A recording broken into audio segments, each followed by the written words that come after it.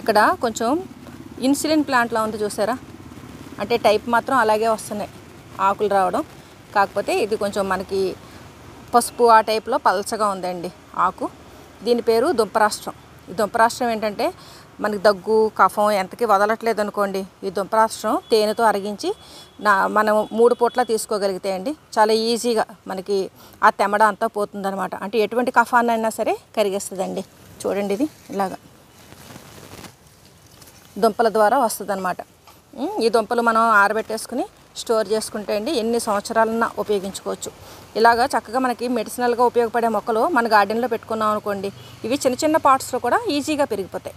మనకి చక్కగా ఉపయోగపడ్డట్టుగా ఉంటుంది కదండి. పెద్ద కేర్ కూడా లేదు, చాలా ఈజీగా కొంచెం సన్లైట్ ఉండేలా చూసుకుంటే అండి మనం ఎప్పుడు కూడా ఒకసారి తెచ్చి నాటుకుంటే ఎప్పటికీ పోవడం అనేది జరగదండి ఈ దుంపరాష్ట్రం మొక్క.